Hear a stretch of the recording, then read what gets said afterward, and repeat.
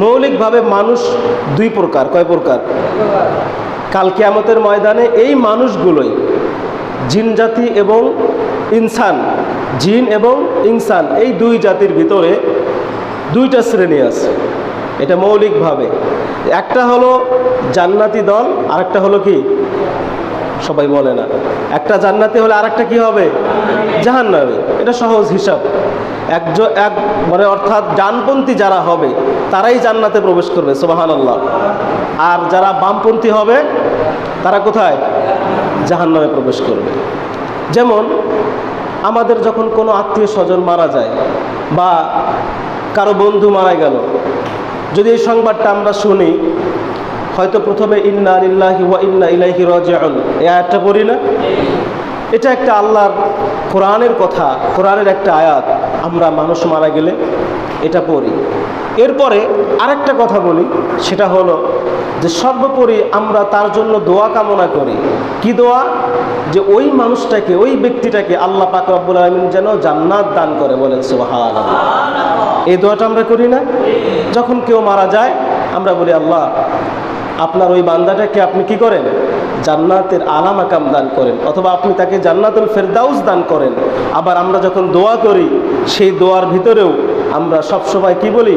আল্লাহ যারা আমাদের পূর্বপুরুষ অন্ধকার কবরে চলে গেছে তাদেরকে আপনি জান্নাত দান করুন।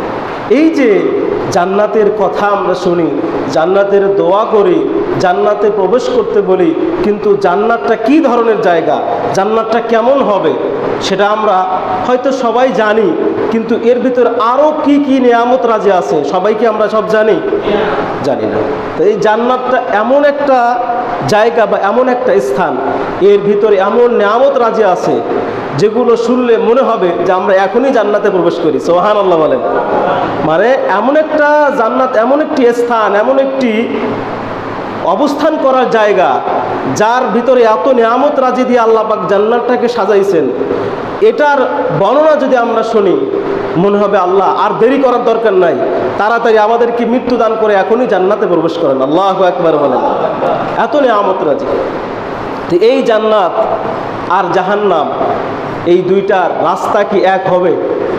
জান্নাতের নিয়ামত রাজি আর জাহান্নামের সেই বিভীষিকাময় যে মুহূর্তগুলো, এটা কখনো এক না। আবার এই জান্নাত এবং জাহান্নামের যে রাস্তা হবে এটাও কি এক হবে? ভিন্ন রাস্তা। আমার ভাইয়েরা, আল্লাহ পাক রব্বুল আলামিন সূরা হাশরের 20 নম্বর আয়াতের ভিতরে বলেন, লা ইয়াস্তাউই আসহাবুন নারি ওয়া আসহাবুল জান্নাহ, আসহাবুল জান্নাতি হুমুল ফাইজুন। পরে আল্লাহু আকবার। আল্লাহ পাক রব্বুল আলামিন বলেন, ও দুনিয়ার মানুষ তোমরা শোনো, তোমরা হয়তো মনে করতে পারো জান্নাত এবং জাহান্নাম যদিও পাশাপাশি, তাহলে কি তাদের রাস্তা কি এক হবে নাকি? আল্লাহ পাক বলেন, জান্নাত এবং জাহান্নামের রাস্তা কখনো এক হবে না। আর তাদের ভিতরে যেই সমস্ত অধিবাসীগুলো অবস্থান করবে, জান্নাতে যারা ঢুকবে তারা এবং জাহান্নামে যারা ঢুকবে তারা কখনো এক হতে পারে না, তারা দুজন হলো ভিন্ন মানুষ, বলেন সুবহানাল্লাহ। আমার ভাইয়েরা, এই জান্নাতটা কেমন হবে, জান্নাতটা কোন ধরনের জায়গা, এর পরিবেশটা কেমন হবে, আল্লাহ পাক রব্বুল আলামিন সেটাও কোরআনের ভিতরে বলেছেন।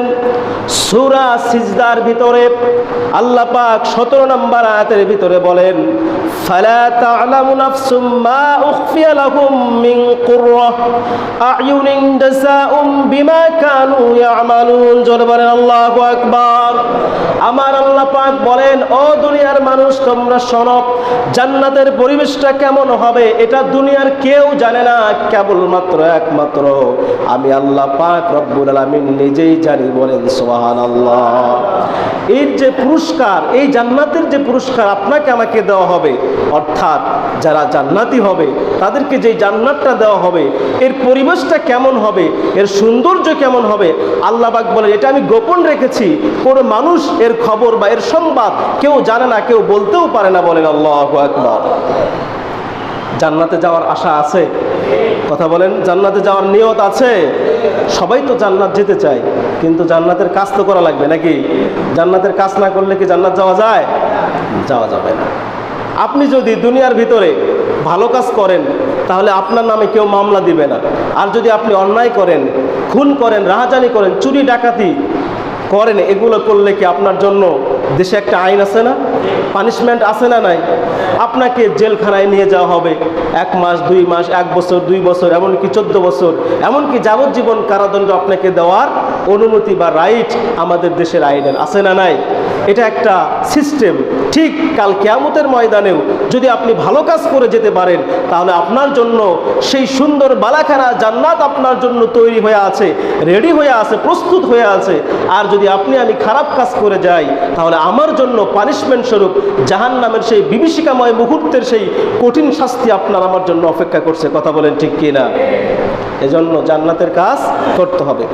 আমার ভাইয়েরা, জান্নাতটা কেমন হবে? বুখারী এবং মুসলিম শরীফের ভিতরে এসেছে হাদিসে কুদসি। আল্লাহ পাক রব্বুল আলামিনের রাসূল তিনি বলেন, আল্লাহ পাক বলেছেন এই জান্নাতটা কেমন হবে এটা দুনিয়ার কোনো মানুষ দেখে নাই। আল্লাহ পাক বলেন, আ'দাতু লিইবাদিয়াস সালিহিন মা লা আইনুন রাআত ওয়ালা উযুনুন সামিআত ওয়ালা খাতারা আলা কলবি বাশার। আল্লাহ পাক তার রাসূলের মাধ্যমে জানিয়ে দিলেন, ও আমার হাবিব, আমার এই কথাটা আপনার উম্মতের মধ্যে জানিয়ে দেন, তারা যেন বুঝতে পারে জান্নাতটা এমন একটি জায়গা যেই জান্নাতটা কেউ তার চোখ দিয়েও দেখে নাই, এমনকি এর বর্ণনা কেমন হবে তারা কেউ কর্ণকুহরে শোনে নাই, এমনকি এর ভিতরের যে পরিবেশটা কেমন হবে আল্লাহ পাক বলেন ওয়ালা খাতারা আলা কলবি বাশার, মানুষের যে অন্তর আছে এই অন্তর দিয়ে কখনো চিন্তাও করতে পারে না। বলেন সুবহানাল্লাহ।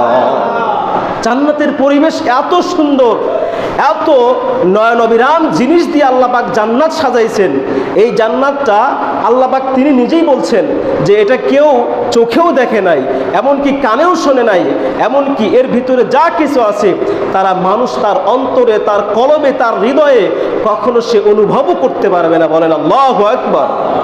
এত সুন্দর জায়গা এই জান্নাত। তাহলে যেই জান্নাতের কথা আল্লাহ পাক বলছেন যে এই জান্নাতের ভিতরে এমন কিছু আছে মানুষ কখনো কল্পনাও করতে পারবে না, তাহলে চিন্তা করেন তো এটা কত সুন্দর হতে পারে। আমাদের যে দেশের ভিতরে সিঙ্গাপুর নামক একটি দেশ আছে, এই দেশের মতো হবে? কথা বলেন। সিঙ্গাপুর তো অনেক সুন্দর একটা শহর, অনেক সুন্দর একটা দেশ। এই দেশের মতো সুন্দর দেশ পৃথিবীতে খুব কম আছে। তো এইরকম সুন্দর হবে না এর চাইতেও বেশি সুন্দর? আসেন আমরা সামনে আস্তে আস্তে জানতে পারবো এই জান্নাতের ভিতরে কি আছে, জান্নাতটা কেমন হবে। শুনতে মন চায়? সবাই বলেন শুনতে মন চায়? আমার ভাইয়েরা, এই জান্নাতটা কত বিশাল হবে, কত বড় হবে। হয়তো মনে করতে পারি অল্প সংখ্যক জায়গা হতে পারে, না না, আল্লাহ পাক সেটা বলেছেন সূরা আল ইমরানের 133 নম্বর আয়াতের ভিতরে। আল্লাহ পাক বলেন ওয়াসারিউ ইলা মাগফিরাতিম মির রাব্বিকুম ওয়া জান্নাতিন আরদুহাস সামাওয়াতু ওয়াল আরদ উইদ্দাত লিল মুত্তাকিন। বলেন আল্লাহু আকবার। আল্লাহ বলেন ওয়াসারিউ ইলা মাগফিরাতিম মির রাব্বিকুম ওয়া জান্নাহ। আল্লাহ তার বান্দাদেরকে ডেকে ডেকে বলে, ও আমার বান্দারা শোনো, ওয়াসারিউ তোমরা চলে আসো, ফিরে আসো, ইলা মাগফিরাতিম মির রাব্বিকুম তোমাদের রবের ক্ষমার দিকে। তোমাদের রব যে ক্ষমা করার জন্য বসে আছে সেই ক্ষমার দিকে চলে আসো। এরপরে জান্নাত নামক যে একটি নিয়ামত তোমাদের জন্য রাখা হয়েছে সেই জান্নাতের দিকে আসো। আল্লাহ পাক বলেন আরদুহাস সামাওয়াতু ওয়াল আরদ, তোমরা কি জানো নাকি এই জান্নাতটা কত বিশাল হবে?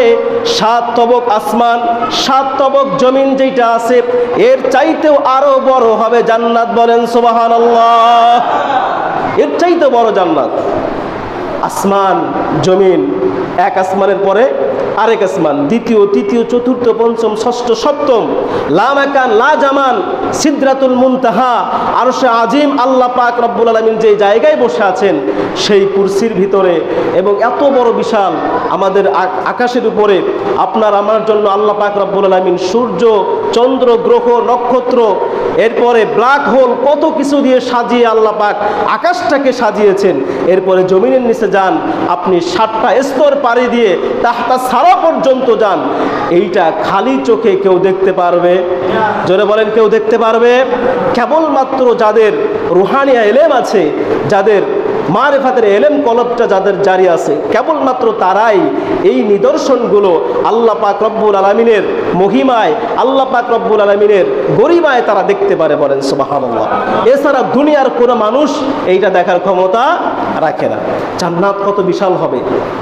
আল্লাহ রসুল বলছেন এই জান্নাতটা যারা সর্বনিম্ন জান্নাতবাসী হবে, অর্থাৎ একেবারেই ছোট জান্নাতের অধিকারী হবে, যে মানুষগুলো গুনাহ করেছে, অনেক গুনাহ করার পরে জান্নাত পাবে, এইরকম মানুষটাকে যে জান্নাতটা দেওয়া হবে সর্বনিম্ন জান্নাত, ওই জান্নাতটাও হবে এই পৃথিবীর সমপরিমাণ, একটা না দুইটা না 10টা পৃথিবীর সমান জান্নাত দান করা হবে। বলেন সুবহানাল্লাহ। একটা জান্নাতই হবে, যেই মানুষটা একেবারে সর্বশেষ জান্নাতে যাবে এবং গুনাহ করার কারণে ছোট্ট জান্নাত দেওয়া হবে, ওই জান্নাতটাও কত বড়? এই পৃথিবীর সমান। 10 পৃথিবী এক জায়গায় করলে যত বড় হবে তত বড় জান্নাত একটা মানুষকে দান করা হবে। সুবহানাল্লাহ। এবার চিন্তা করেন জান্নাত কত বড় হতে পারে। আল্লাহর এই ক্ষমতা আছে, এটা বিশ্বাস হয়? এইটা বিশ্বাস করার জন্য মানুষ যারা নাস্তিক তারা তো বিশ্বাস করে না, বেশি দূরে যাওয়া লাগবে না। এই গত কয়েকদিন আগে ভারতে হায়দ্রাবাদে একটা বিমান দুর্ঘটনায় সেই বিমানটা বিধ্বস্ত হয়ে গেছে, আপনারা শুনছেন না? সেখানে 240 জন যাত্রী ছিল। কতজন? 240 জন যাত্রী। সেখানে তো মুসলমান ছিল, থাকতেও পারে, হিন্দু বৌদ্ধ খ্রিস্টান সবাই তো ছিল নাকি? বিশেষ করে যেহেতু ভারত হিন্দু দেশ, তো ওখানে হিন্দুই থাকার কথা বেশি। তো এই 240 জন যাত্রীর ভিতরে 239 জন যাত্রী মারা গেছে, শুধু একজন যাত্রী জীবিত ছিল। বলেন আল্লাহু আকবার। সে নিজেই বর্ণনা দিয়েছে যে এটা আমি অলৌকিকভাবে বাঁচা ছাড়া আমার নিজের কোনো কারিশমা নাই, নিজের কোনো ক্ষমতা ছিল না। কারণ যেখানে 240 জন যাত্রীর ভিতরে ওই 239 জন মারা গিয়েছে, আমি একমাত্র কিভাবে বেঁচে গেছি এটা একমাত্র কে জানে? জোরে বলেন, কে জানে? আল্লাহ যে আছে, আল্লাহ যে সব কিছু করতে পারে, এই বিশ্বাস হয়? একজন হিন্দু হয়েও এই বিশ্বাস করেছে যে না, এটা যে আমাদের যে প্রভু আছে, আমাদের যে দেবতা আছে, তারা যেটাই বলুক না কেন, কিন্তু আমরা বলি কে? আল্লাহ। আল্লাহ ছাড়া কেউ করতে পারে? তো আল্লাহ পাক চাইলে সবই সম্ভব। এই পৃথিবীর সমপরিমাণ 10টা পৃথিবীর সমপরিমাণ একটা জান্নাত দিতে পারে কি পারে না? আল্লাহ পাক রব্বুল আলামিন পারেন। আমার ভাইয়েরা এবার শোনেন, জান্নাতে যে আপনারা ঢুকবেন, জান্নাতটা কেমন হবে? জান্নাতটা কি এরকম টিনের ঘর হবে না বিল্ডিং ঘর হবে? আল্লাহ পাক রব্বুল আলামিন তার হাবিবের মাধ্যমে সেটাও জানিয়ে দিয়েছেন, জান্নাতটা হবে বিল্ডিং ঘর। বলেন সুবহানাল্লাহ। কি হবে? বিল্ডিং ঘর হবে। আল্লাহ পাক বলেন তার হাবিবের মাধ্যমে, আল্লাহ রসুল বলেছেন আল জান্নাতু বানাউহা, অর্থাৎ আমার আল্লাহ পাক জান্নাতগুলোকে বানিয়েছেন লিবনাতুম মিন ফিদ্দাতিন ওয়া লিবনাতুম মিন যাহাবিন। বলেন আল্লাহু আকবার। লিবনাতুম মিন ফিদ্দাতিন ওয়া লিবনাতুম মিন যাহাবিন।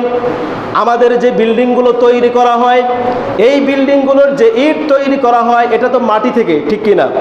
মাটি পুড়িয়ে ইট তৈরি করা হয়, কিন্তু আল্লাহ রসুল বলেছেন জান্নাতের বিল্ডিংগুলো যখন নির্মাণ করা হয়, ওই বিল্ডিংগুলোকে আল্লাহ পাক রব্বুল আলামিন রূপা এবং স্বর্ণের ইট দিয়ে তৈরি করেছে। বলেন সুবহানাল্লাহ। আল্লাহ রসুল বলেন অমিলাতুহাল মিসকুল আজফার, আমরা তো সিমেন্ট দিয়ে এই বিল্ডিংগুলো তৈরি করেছি। আল্লাহ রসুল বলেন জান্নাতের বিল্ডিংগুলো মিশকে আম্বরের যে ঘ্রাণ আছে সেই তরল পদার্থ দিয়ে আল্লাহ পাক রব্বুল আলামিন জান্নাতের বিল্ডিংগুলো সিমেন্ট আকারে ব্যবহার করেন। বলেন সুবহানাল্লাহ। ওয়া হাসবুহাল লুলু ওয়াল ইয়াকুত, আর জান্নাতের বিল্ডিংগুলোতে যেই পাথরগুলো দেওয়া হবে, এই পাথরগুলো দুনিয়ার কোনো সাধারণ পাথর হবে না। আল্লাহ রসুল বলেছেন এটা হবে ইয়াকুত পাথর। জোরে বলেন সুবহানাল্লাহ। ওয়া তুরবাতুহা জাফরান, আর আমরা যখন এই ঘরগুলো নির্মাণ করি, ঘরের ভিতরে যে টাইলসগুলো ব্যবহার করা হয়, এই টাইলসগুলো সাধারণ দুনিয়ার টাইলস। আর জান্নাতের যেই মেজোটা করা হবে, এই মেজোটা সাধারণ কোনো বস্তু দিয়ে করা হবে না। এই জায়গাটা বা এই স্থানটা নির্মাণ করা হবে জাফরান নামক একটি বস্তু আছে, তরল পদার্থ।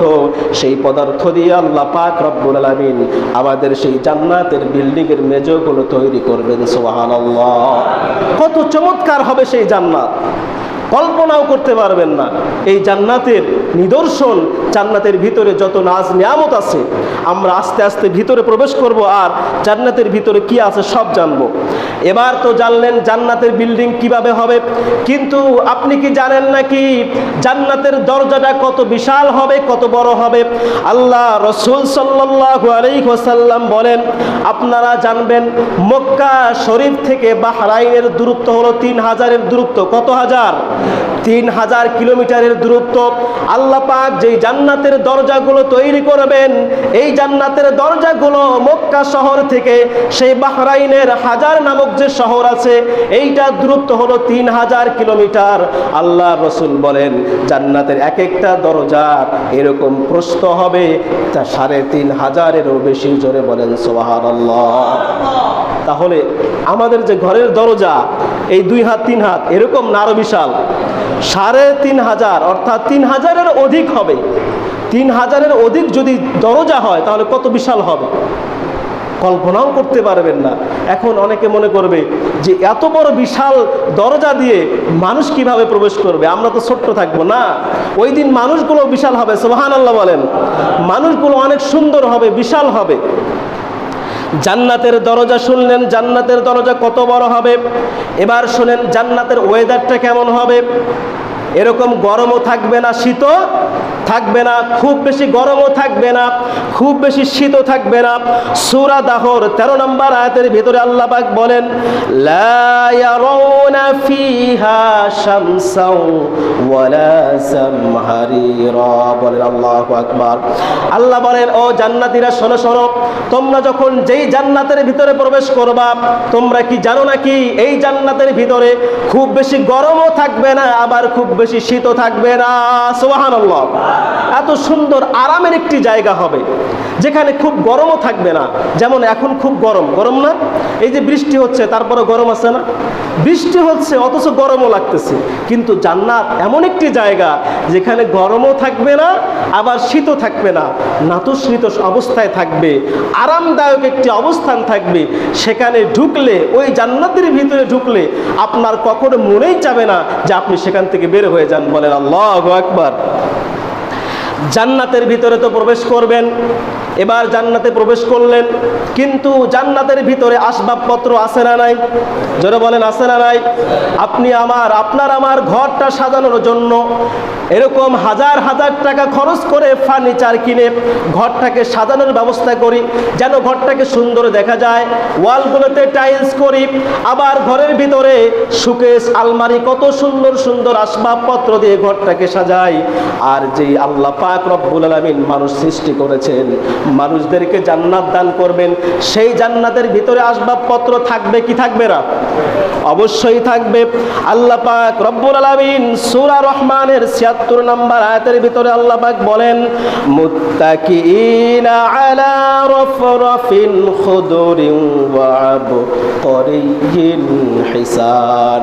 আল্লাহ পাক বলেন, ও দুনিয়ার মানুষ তোমরা শোনো, জান্নাতের ভিতরে কেমন আসবাবপত্র থাকবে। ওই জান্নাতি মানুষগুলো তারা সবুজ মসনদের ভিতরে বসবে। বলেন সুবহানাল্লাহ। এবং সেই জান্নাতের ভিতরে এত উৎকৃষ্ট মূল্যবান বিছানা থাকবে, যেই বিছানাগুলোর ভিতরে জান্নাতি মানুষগুলো হেলান দিয়ে বসে যাবে। বলেন আল্লাহু আকবার। এত সুন্দর জায়গা, এই জায়গার ভিতরে শুধু বসতেই মন চাইবে, শুইতেই মন চাইবে, থাকতেই মন চাইবে, সেখান থেকে একটু বের হওয়ার ইচ্ছা হবে না। এই জান্নাতটা কেমন হবে? জান্নাতের ভিতরে কোনো কষ্ট থাকবে না, কোনো কষ্ট নাই, কোনো ক্লেশ নাই, কোনো ক্লান্তি নাই। আল্লাহ পাক সূরা হিজর ৪৮ নম্বর আয়াতের ভিতরে বলেন, লা ইয়ামাসসুহুম ফিহা নাসাবু ওয়া মা হুম মিনহা বিমুখরাজিন। আল্লাহ পাক বলেন যে সেখানে তাদের মোটেই কোনো কষ্ট হবে না, তাদের কোনো কষ্ট স্পর্শ করবে না। জোরে বলেন সুবহানাল্লাহ। জান্নাত কি আরামের জায়গা না কষ্টের জায়গা? আরামের জায়গা। আর কষ্টের জায়গা কোনটা? জাহান্নাম। তাহলে জান্নাত হলো সুন্দর এবং আরামের জায়গা।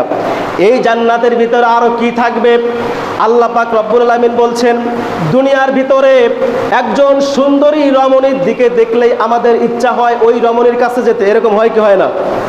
রাস্তা দিয়ে আপনি চলছেন, সুন্দর একজন নারী আপনার সামনে দিয়ে যাচ্ছে, ইচ্ছা হয় ওই নারীর দিকে তাকিয়ে থাকি, ওই নারীর দিকে বারবার দেখি, এরকম হয় কি হয় না? অথচ এই জান্নাতের ভিতরে আল্লাহ পাক রব্বুল আলামিন এমন কিছু হুর পরি দিয়ে আল্লাহ পাক জান্নাতকে সাজিয়েছেন। আল্লাহ রসুল বলেন, যেই জান্নাতের ভিতরে হুরগুলো থাকবে, এই হুরগুলো যদি কোনো একজন হুর তার হাতের মুষ্টিটা দুনিয়ার ভিতরে এরকম ভাবে ছেড়ে দিত, এই পৃথিবীটা, গোটা পৃথিবীটা আলোকিত হয়ে যেত। বলেন সুবহানাল্লাহ।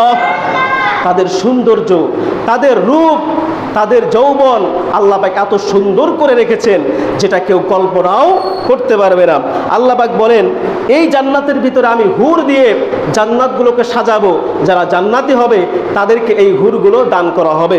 সূরা রহমান 56 এবং 70 নম্বর আয়াতের ভিতরে আল্লাহ পাক বলেন, ফিহিন্না কাসিরাতুত তারফি লাম ইয়াতমিথহুন্না ইনসু ক্বাবলাহুম ওয়ালা জান। এরপরে 70 নম্বর আয়াতে বলেন, ফিহিন্না খায়রাতুন হিসান। জান্নাতের ভিতরে যে হুররা থাকবে এত সুন্দর, নয়নবিরাম, আনয়তন রমণীগণ, যাদেরকে দুনিয়ার ভিতরে কেউ স্পর্শও করে নাই। জোরে বলেন সুবহানাল্লাহ। এমনকি জিন ইনসান যারা আছে, কেউ তাদেরকে বিন্দু মাত্র তাদেরকে টাচও করতে পারবে না। বলেন আল্লাহু আকবার। এত সুন্দর রমণী এবং হুরপরি থাকবে, ইচ্ছা হয় না যে তাড়াতাড়ি জান্নাতে প্রবেশ করি? শুধু কি তাই নাকি, এই জান্নাতটা হুররা কত সুন্দর হবে। আল্লাহ পাক সূরা ওয়াকিয়ার 23 নম্বর আয়াতের ভিতরে বলেন, কামসালিল লুলুইল মাকনুন। আল্লাহ পাক রব্বুল আলামিন বলেন, এই জান্নাতের ভিতরে যেই হুরগুলো থাকবে এমন দেখতে সুন্দর হবে যেন তারা মুক্তার ভিতরে লুকিয়ে থাকা কোনো বস্তু। জোরে বলেন সুবহানাল্লাহ। আল্লাহ পাক রব্বুল আলামিন আপনার আমার জন্য জান্নাতের ভিতরে এমন একটা সুন্দর ব্যবস্থা করে রাখবেন। দুনিয়ার ভিতরে আপনি যে স্ত্রী গ্রহণ করেছেন, হয়তো মা বোনেরাও চিন্তা করবে, জান্নাতের ভিতরে তো আমাদের কোনো ব্যবস্থা নাই, শুধু দেখি পুরুষদের জন্য, শুধু দেখি আমাদের স্বামী যারা হবে তাদের জন্য। কিন্তু না না, আল্লাহ পাক রব্বুল আলামিন নারীদের সম্পর্কেও বলেছেন। আল্লাহ পাক বলেন, যেই সমস্ত মানুষগুলো জান্নাতি হবে তাদের স্ত্রীরা যখন জান্নাতে প্রবেশ করবে, ওই সমস্ত নারীদেরকেও আল্লাহ পাক তাদের যৌবনটা ফিরিয়ে দিবেন, কুমারী বানিয়ে তাদেরকে জান্নাতে প্রবেশ করাবেন। জোরে বলেন সুবহানাল্লাহ। আপনার আমার স্ত্রী যারা হবে, যারা জান্নাতে প্রবেশ করবে, তাদেরকেও আল্লাহ পাক রব্বুল আলামিন কুমারী বানিয়ে যৌবন ফিরিয়ে দিয়ে তাদেরকে আপনার সাথে জান্নাতে প্রবেশ করা হবে। সুবহানাল্লাহ। সূরা ওয়াকিয়ার 35, 36 এবং 37 নম্বর আয়াতের ভিতরে বলেন, ইন্না আনশানাহুন্না ইনশাআ ফাজআলনাহুন্না আবকারা উরবান আতরাবা।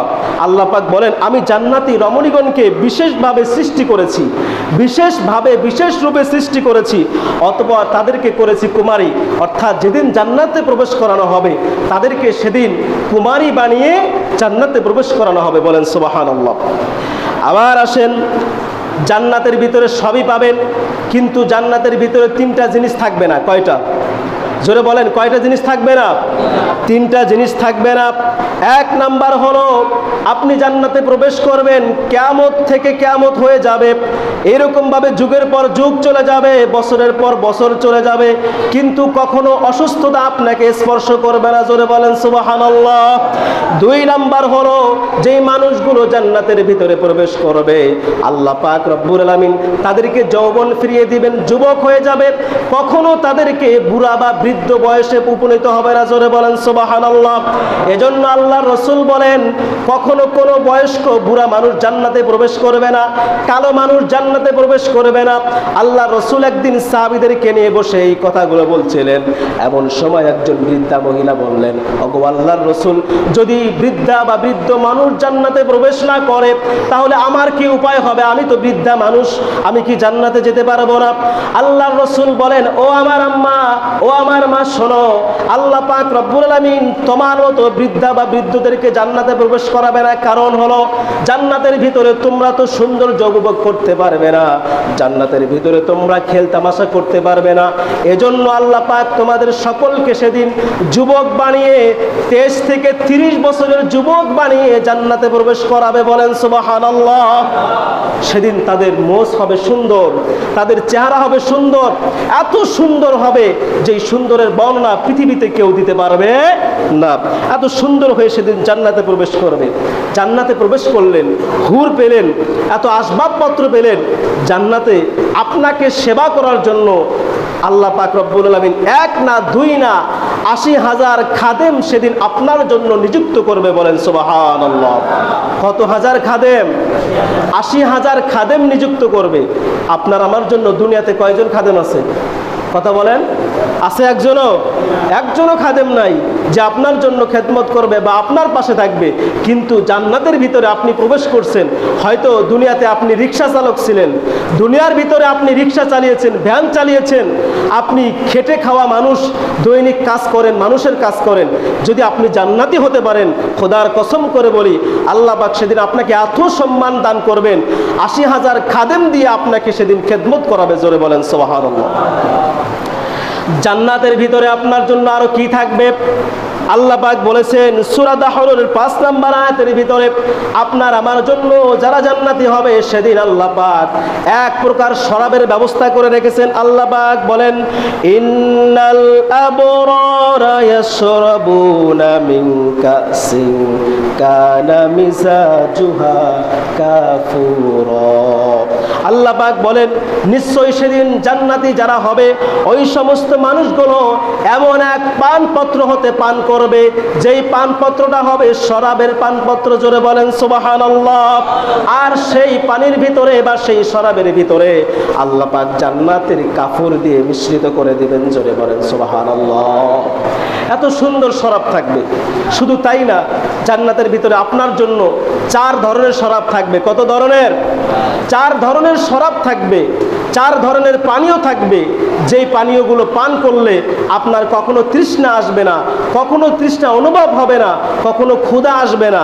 আল্লাহ পাক সেটাও সূরা মুহাম্মাদের 15 নম্বর আয়াতের ভিতরে বলেছে। আমি শুধু এটার অনুবাদ করছি।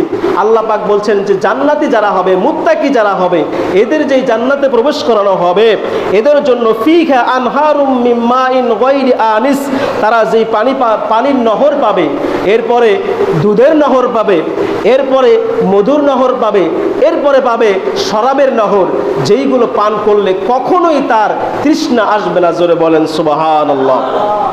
আল্লাহ পাক রব্বুল আলামিন আরো বলেছেন, আপনি যখন জান্নাতে প্রবেশ করবেন, জান্নাতে যাওয়ার পরে আপনি যা কিছু চাইবেন আল্লাহ পাক রব্বুল আলামিন সব কিছু আপনার সামনে উপস্থিত করে দিবেন। বলেন সুবহানাল্লাহ।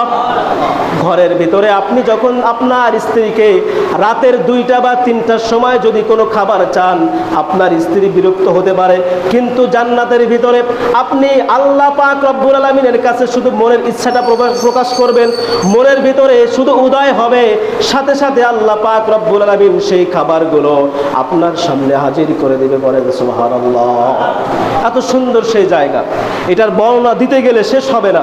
জান্নাতের অনেক বিশাল এর নিয়ামত রাজি, এর ভিতরে কত নিয়ামত আছে বর্ণনা করে শেষ করা যাবে না।